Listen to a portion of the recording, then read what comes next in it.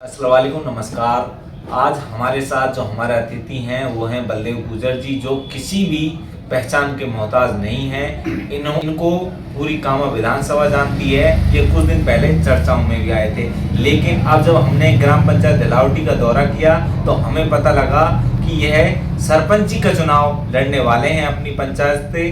तो जानते हैं इनसे इनकी क्या क्या प्राथमिकताएं रहेंगी। बलदेव जी, आप सरपंची का चुनाव लड़ने वाले हैं अपनी ग्राम पंचायत से, आपकी क्या क्या प्राथमिकताएं रहेंगी? पहले तो नमस्कार आपको, मेरा सभी को प्रणाम। देखिए भाई साहब,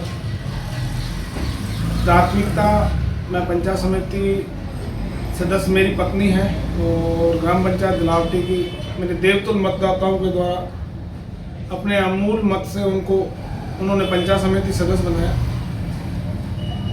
और मैं अपनी ईमानदारी से आज तक संघर्ष करता आया हूँ। अगर बस्ती माता का मेरे ऊपर आशीर्वाद रहा तो सबसे पहले तो मैं ज़्यादा लंबे वादा तो करता नहीं हूँ, लेकिन उनके आशीर्वाद से 1 साल से मैं जल सेवा चालू भी कर रखी है। बाकी मेरा जो मेन मुद्दा रहेगा एक तो रोड लाइट, एक गांव की सफाई की क्या व्यवस्था बड़ी खराब रहती है, गांव की सफाई, और दूसरी बच्चों के लिए डिजिटल लाइब्रेरी, और एक उनका रनिंग के लिए दूसरी मेरा बहुत ज़्यादा कोई इनसे और इस पे जो कार्य आएंगे वो तो करेंगे, लेकिन मेरा मेन मुद्दा यही है। जैसा कि अभी आपने बताया कि आपने जल सेवा शुरू कर रखी है, तो उसके पीछे क्या तो वजह रही आपके शुरू करने की, जो आप 2 साल से निःशुल्क जल सेवा चला रहे हैं, उसके अपने निजी खर्चे से आप उसे चला रहे हैं, तो उसके पीछे क्या कारण है और उस पर आपकी क्या प्रतिक्रिया है? देखिए, मेरा कई साल पहले से मन था, मेरे गांव में पानी की व्यवस्था ठीक नहीं है, खारा पानी है। हमारे बड़े भाई एक धर्मवीर वकील साहब, वो यथार्थ सेवा समिति हम चलाते हैं, शुरू से ही हम जुड़े हुए हैं। गरीब बच्चों की शादी कराना, कोरोना काल में भी हमें मौका मिला था, उस समय हमें घर घर जाकर उनसे खाना लेकर गरीब लोगों में बांट के आना, सैनिटाइज करना। तो शुरू से ऐसा हमको मार्गदर्शन मिला है कि अपन परामर्श के कामों में जुड़े रहते हैं। और जल सेवा कैसी सेवा है कि जल से पता क्या हो सकता है। मेरा खुद का ही स्वयं का विवेक था, मेरे पिताजी का इसमें विचार था कि अपन को निःशुल्क जल सेवा चलानी है, तो मुझे बड़ा आनंद आता है। महिलाएं तब इंतजार में खड़ी रहती हैं और तब उनको मीठा पानी जाता है, भगवान इसका भला करे। तो मैंने अपने खर्चे से मैं उसको चलाता हूँ। ईश्वर देता भी है, अपन करते हैं तो उसकी व्यवस्था भी ईश्वर करता है।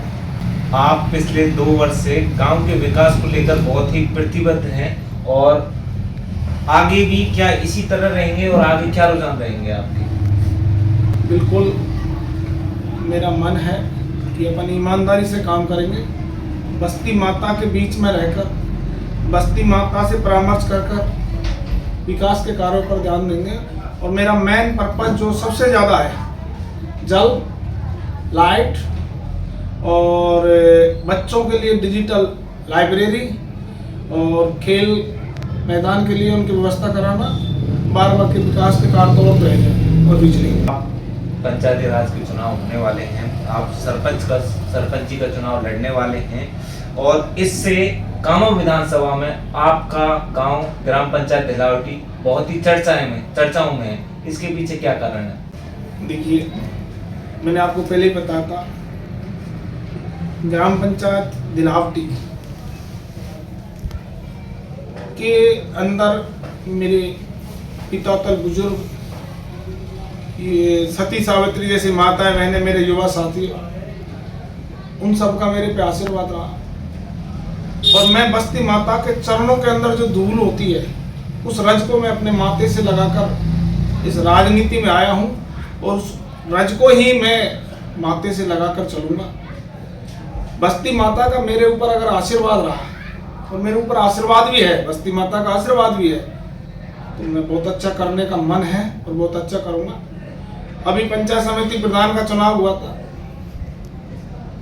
मेरे ऊपर बस्ती माता का खूब आशीर्वाद रहा था, लेकिन ईश्वर की ऐसी कृपा थी, मैं एक मत से चुनाव आ गया और मैं ईमानदारी की और कार्य करने की हम बता देते। ईश्वर ने मौका दिया तो जरूर ईमानदारी से कार्य करें।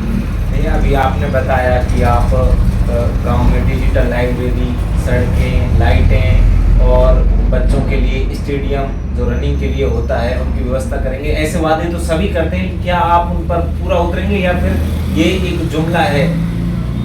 देखिए, ये तो अब आप पूछ भी सकते हैं, आप पूछ सकते हैं गांव में जाके।